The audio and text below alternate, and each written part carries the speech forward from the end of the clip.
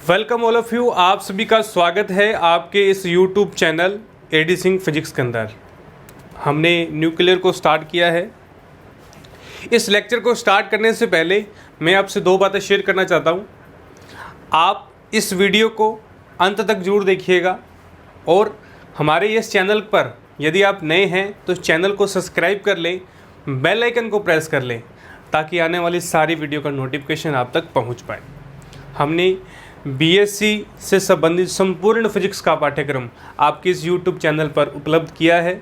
आप अपने friend circle के अंदर, अपने मित्रों के अंदर इसको शेयर कीजिएगा ताकि आने वाले एग्ज़ाम के अंदर सभी विद्यार्थी अच्छे नंबर से अचीव कर सकें, सभी विद्यार्थी इस वीडियो लेक्चर्स का लाभ उठा सकें। ओके, तो आज हम नया टॉपिक पढ़ने वाले हैं, electric quadruple movement. Most important topic है नाभिकीय विद्युत चतुर्ध्रुव आघूर्ण। सबसे पहले देखेंगे क्वाड्रपल है क्या, उसके बाद डेरिवेशन को कंप्लीट करेंगे। ओके, तो प्लीज़ देखिए आप। हाँ भी देखिए, इलेक्ट्रिक क्वाड्रपल मूवमेंट क्या है। सबसे पहले मेरे पास एक इस तरीके का क्या है, नाभिकीय संरचना है। ओके, अब यहाँ पर जेड डायरेक्शन पर मुझे क्या करना है, ये मेरा जो डायरेक्शन है ये एक्स है, ये जेड है और ये वाई है। ओके, और यहाँ पर कोई मेरे पास डीवी अल्पांश है, डीवी अल्पांश है यहाँ पर। ओके, तो यहाँ पर मेरा क्या है, डीवी अल्पांश है। तो अल्पांश से क्या होगा, और यहाँ से जो डिस्टेंस है ओ से वो आर, और ये कैपिटल आर। ओके, और ये हमारा क्या है, क्वाड्रपल मूवमेंट।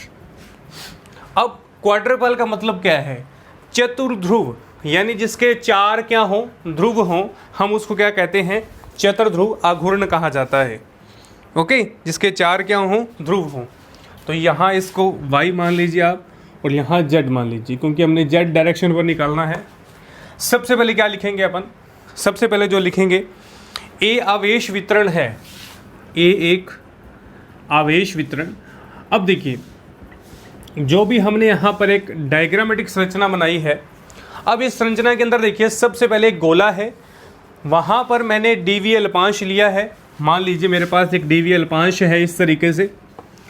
अब इस अल्पांश पर मुझे नाभिक का, मुझे ये देखना है कि जो नाभिक की संरचना है वो किस तरीके से है। इस डेरिवेशन को करने का मेन मकसद क्या है, हम आने वाले स्टेप के अंदर हम ये पढ़ेंगे कि नाभिक जो है वो दीर्घवृत्ताकार होगा, स्फेरिकल होगा और या इलिप्सिड होगा। ओके, तो हम ये इनकी स्टडी करेंगे आगे। तो इसको कैलकुलेट करने के लिए हम इन क्या कर रहे हैं, सारी बातों को डिस्कस कर रहे हैं। ओके, अब यहाँ से देखिए आवेश वितरण है और यहाँ पर आवेश का आयतन जो मेरे पास है वो dv है और जो घनत्व है, डेंसिटी है, वो रो है। ओके, अब देखिए, अब इस पॉइंट को मैं नाम मान लेता हूँ m और ये मेरे पास है a, ये मेरे पास है a, और ये थीटा एंगल पर क्या है, मेरे पास इस तरीके का पैटर्न है। ओके, अब इस पैटर्न के द्वारा देखिए अब विद्युत आवेश कितना होगा। अब यहाँ पर हम विद्युत की बात कर रहे हैं, तो विद्युत आवेश कितना होगा, और विद्युत आवेश को फाई से लिखा जाता है कि रो dv अपॉन a, समीकरण नंबर फर्स्ट। कैसे आया, विद्युत आवेश को लिखने का पैटर्न, विद्युत आवेश का फॉर्मूला क्या होगा, के रो dv into upon a। a क्या है, a जो हमारे पास डिस्टेंस है m से p तक की, m से p तक की डिस्टेंस जो है वो मेरे पास प्राप्त होती है। अब हम क्या करेंगे, अब देखिए, अब संपूर्ण आवेश वितरण, जो संपूर्ण आवेश वितरण होगा, संपूर्ण आवेश वितरण कहाँ पर, P पॉइंट पर, तो किस तरीके से होगा, फाई जो होगा वो d psi, phi d psi के इक्वल होगा। जो फाई है वो डी साई के इक्वल होगा, और यहाँ पर हम फाई को किस तरीके से लिख सकते हैं, के रो dv, कहाँ से, इक्वेशन फर्स्ट, ये हमारी इक्वेशन ए। ओके, कुछ भी नहीं किया, जस्ट हमने विभव को कैलकुलेट किया है। क्या किया है, विभव को कैलकुलेट किया है। अब देखिए, बाय जियोमेट्रिकल, चित्र की ज्यामिति से, अब हमारे पास डायग्राम की ज्योमेट्री है, इस तरीके की संरचना है, क्वाड्रपल मूवमेंट है। हमने वेक्टर के अंदर पढ़ा था मूल बिंदु से कोई भी हम पॉइंट लें तो हमारे पास किस तरीके से प्राप्त होगा। मूल बिंदु से यदि हम कोई भी पॉइंट लें तो मेरे पास किस तरीके से प्राप्त होगा। अब देखिए by the diagrammatic r vector जो है वो small r plus a vector के तुल्य होगा। आर वेक्टर जो है वो स्मॉल आर वेक्टर यानी ओ से एम, या अपन इसको ये लिख सकते हैं ओ से पी वेक्टर, ओ से एम वेक्टर प्लस ओ से और एम से पी वेक्टर। और यहाँ पर लिख दीजिए आप एम से पी जो है वो कितना है ए वेक्टर, ओ से एम वेक्टर कितना है स्मॉल आर वेक्टर, और ओ से पी वेक्टर कितना है आर वेक्टर। ओके, तो ये आपने यहाँ लिख देना है। ओ पी वेक्टर कितना होगा आर वेक्टर, यहाँ से small r plus a vector. Okay, vector form के अंदर हमने चेंज किया। अब यदि मुझे ए वेक्टर निकालना है, अल्पांश की वैल्यू निकालनी है, तो क्या होगा आर वेक्टर माइनस का small r vector, r vector minus का स्मॉल आर वेक्टर। और यदि मैं इसका मोड लूँ तो इस तरीके से मोड मेरे पास आएगा। यदि मैं इसका मोड लूँ तो क्या करेंगे, मोड के लिए यहाँ पर आर वेक्टर माइनस का आर वेक्टर। अब देखिए, अब ये हमने जब कोई भी क्वाड्रपल मूवमेंट लिया जाता है, कोई भी वेक्टर के अंदर लिया जाता है, मोड लिया जाता है, तो इस तरीके से अपन लिखते हैं इसको, रूट में r vector plus small r plus 2 r capital r cos theta. Okay, minus का यहाँ माइनस का आएगा क्योंकि यहाँ माइनस का है। ओके, तो इस तरीके से क्या लिखा जाता है हमारे पास प्राप्त होता है। ओके, इस तरीके का क्या होता है हमारे पास पैटर्न प्राप्त होता है। ओके, तो इसको लिखने का ये बेटर तरीका हमारे पास ए वेक्टर है। अब हमें देखिए, अब हमें इस फॉर्मूले के अंदर क्योंकि हमें वैल्यूज़ रखनी है ए के अंदर, क्योंकि हमें ए निकालना है। अब ए के लिए हमें 1/a कैलकुलेट कर लेंगे यहाँ से।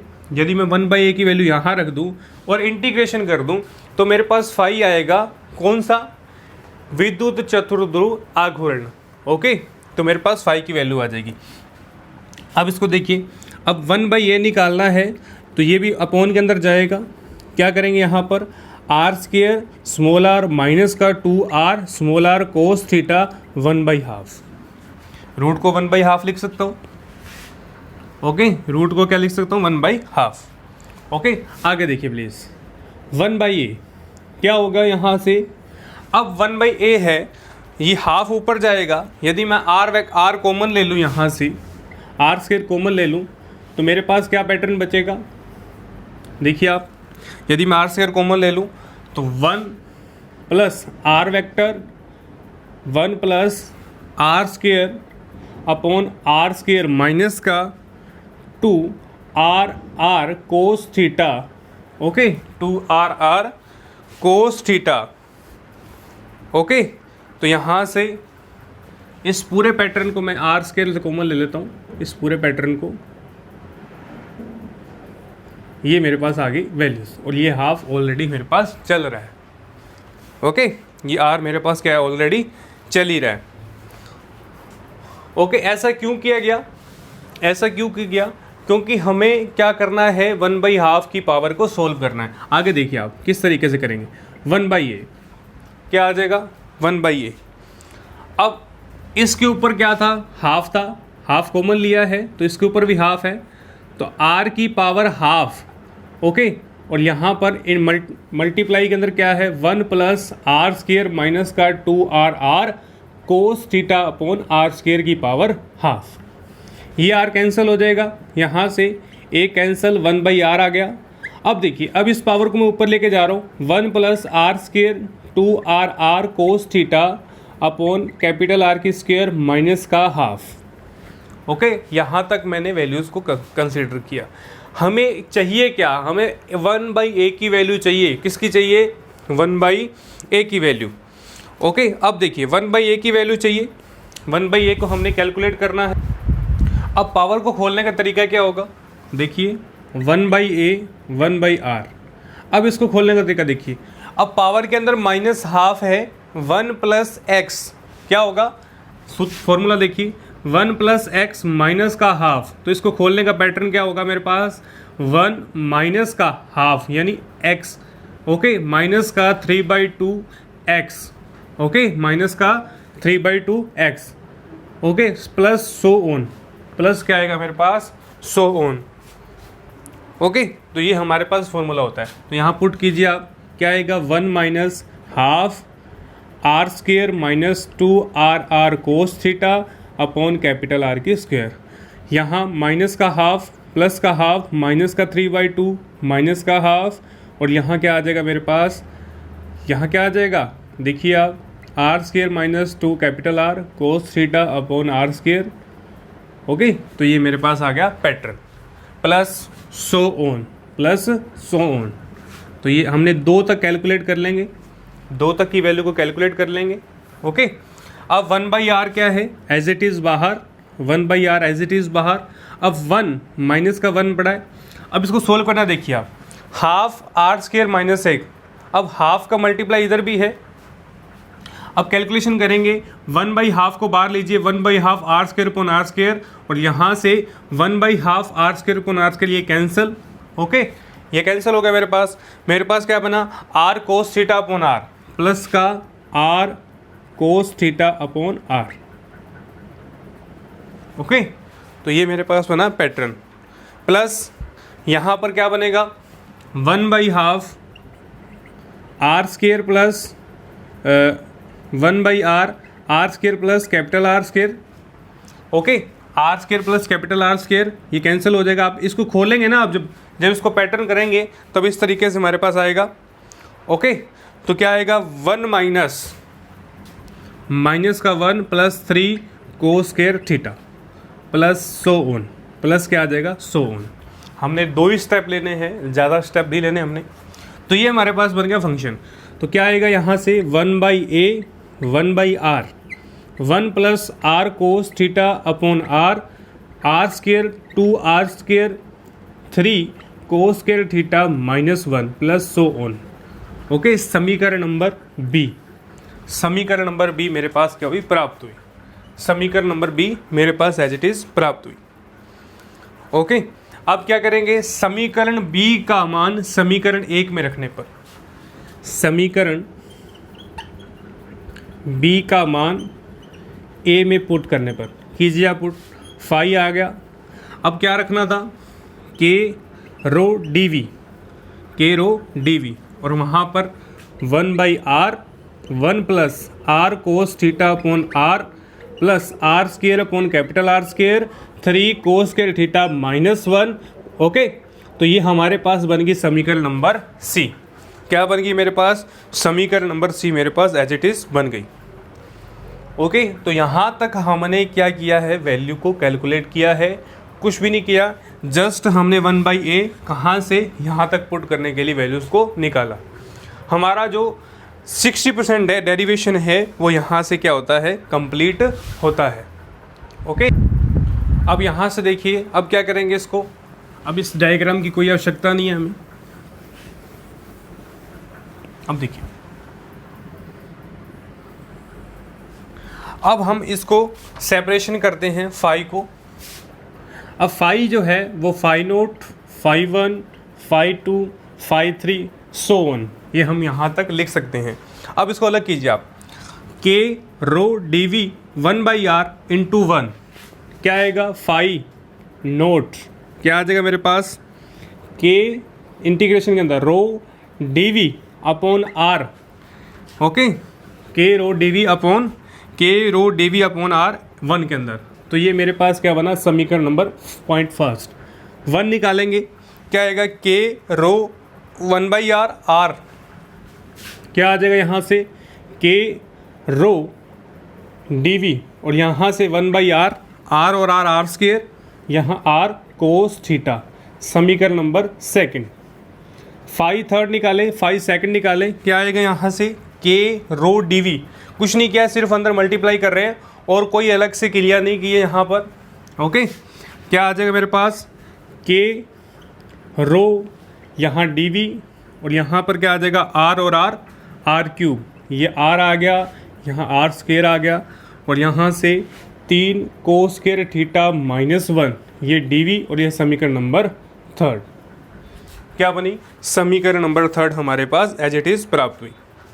अब हम क्या लिख सकते हैं, फाई नोट एक आवेश के कारण विभव, ओके, और फाई 1 क्या आएगा, द्विआवेश के कारण यानी द्विध्रुव आवेश, ओके, और फाई 2 क्या आ जाएगा मेरे पास, फाई 2 की वैल्यू आ जाएगी विद्युत चतुर्ध्रुव के कारण। अब देखिए विद्युत चतुर्ध्रुव, विद्युत क्वाड्रपाल मोमेंट, ओके, तो ये हमारे पास आ गई वैल्यूज। क्वाड्रपाल मोमेंट की हमने यहाँ से क्या की, वैल्यू को कैलकुलेट किया, ओके, यहाँ से वैल्यू को हमने क्या किया, कैलकुलेट किया। अब जो आर स्क्वायर है वो टोटल करेंगे तो आर क्यूब बन जाएगा, यहाँ पर क्यूब लिख दीजिए आप। अब देखिए, अब यहाँ पर इंपॉर्टेंट बात देखनी है। अब फाई 2 है उसको अपन किस तरीके से लिख सकते हैं क्वाड्रपाल के लिए, के अपॉन आर क्यूब, ये सारी की सारी वैल्यू है, इसको मैं मान लेता हूँ थीटा स्क्वायर, ओके, क्या मान लेता हूँ, थीटा स्क्वायर। तो यहाँ पर थीटा 2 को है वो क्वाड्रपाल मोमेंटम है, चतुर्ध्रुव आघूर्ण हमने यहाँ से कैलकुलेट किया। तो चतुर्ध्रुव आघूर्ण क्या था, इलेक्ट्रिक चतुर्ध्रुव आघूर्ण, ये हमारे पास क्या होता है, फॉर्मूला प्राप्त होता है, ओके, चतुर्ध्रुव आघूर्ण का हमारे पास क्या होता है, फॉर्मूला प्राप्त होता है। अब देखिए, अब थीटा 2 क्या है मेरे पास, थीटा 2 देखिए आप, थीटा 2 किस तरीके से आएगा, ओके, अब थीटा 2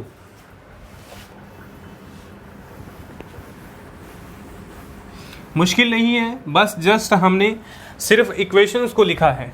थीटा 2 क्या है, theta 2 rho are square 3 cos square minus 1 upon के अंदर क्या है मेरे पास 2, ये डीवी, ओके, रो ये डीवी, और ये थीटा 2 है, ये मेरे पास क्या है थीटा 2, ओके। तो इसको सिंपल बनाने के लिए क्या करेंगे, रो आर स्क्वायर। अब यदि मैं 3 कोस स्क्वायर थीटा को जेड मान लूँ, 3 कोस स्क्वायर थीटा को क्या मान लूँ, जेड मान लूँ, जेड बराबर आर कोस थीटा मान लेता हूँ, जेड बराबर आर कोस थीटा, ओके। तो यहाँ से क्या आ जाएगा मेरे पास, मल्टीप्लाई करेंगे अपन, rho are square 3 cos square theta minus 1, okay, upon 2 DV.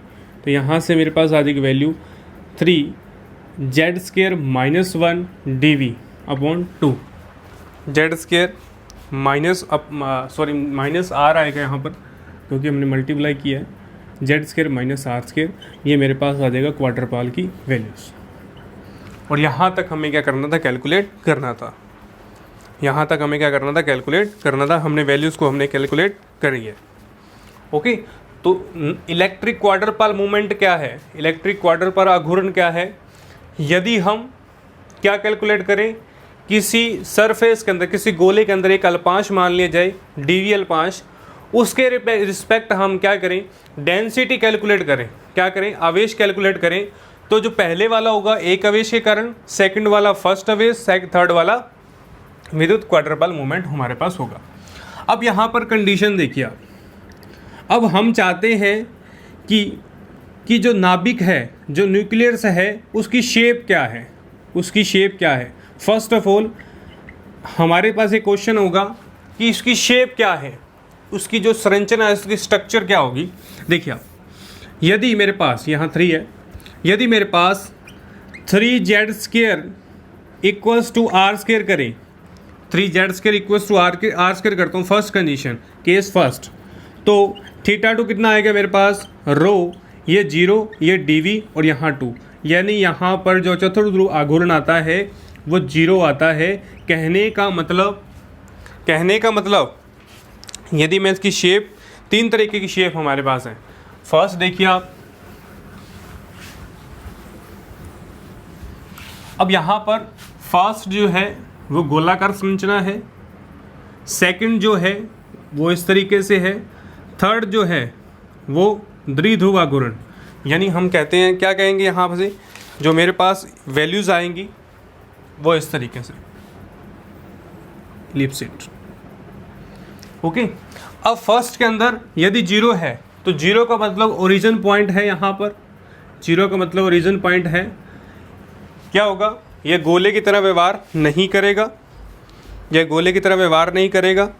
Okay, तो विद्युत आवेश गोलीय सममित होता है, तो यहाँ पर जो विद्युत आवेश है वो गोलीय सममिति है।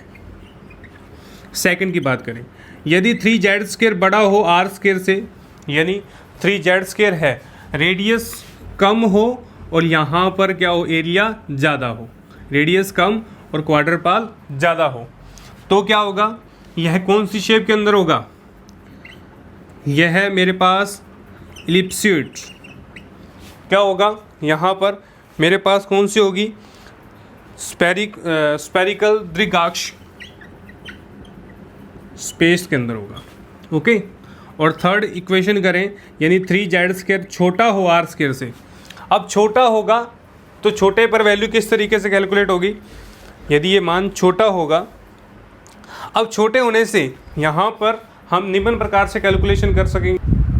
अब यदि हमने 3z² को छोटा किया तो मेरे पास किस तरीके की इक्वेशन आएगी, तो मेरे पास 2/5 a² - b², ओके, EZ, इस तरीके की मेरे पास आती है इक्वेशंस। ओके, इस तरीके की मेरे पास क्या आती है इक्वेशन।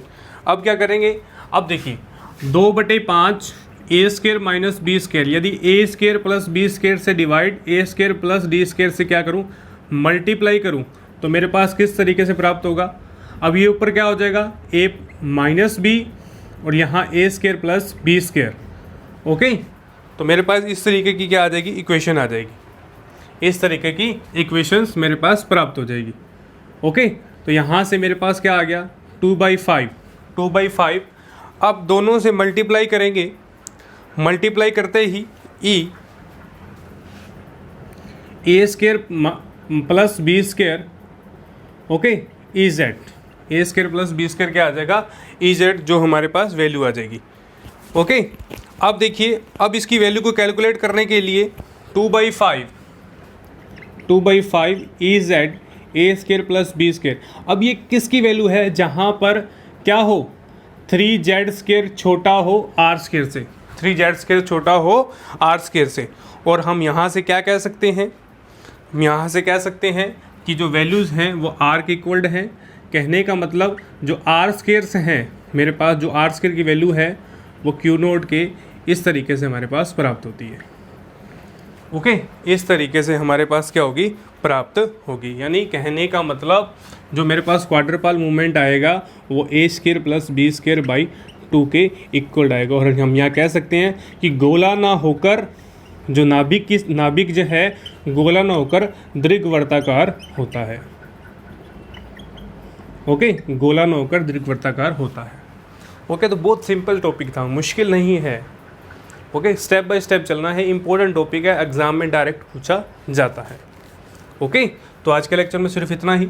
आप इस वीडियो को लाइक, शेयर और कमेंट जरूर कीजिएगा। आप यदि चैनल पर नए हैं तो चैनल को सब्सक्राइब कर लें, बेल आइकन को प्रेस कर लें ताकि आने वाली वीडियो का नोटिफिकेशन आप तक पहुंच पाए।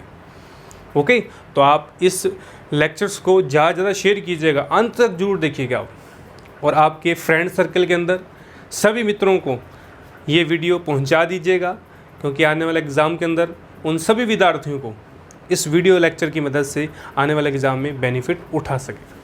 ओके, तो आप घर रहिएगा, सुरक्षित रहिएगा, यही हमारी कामना है आपसे।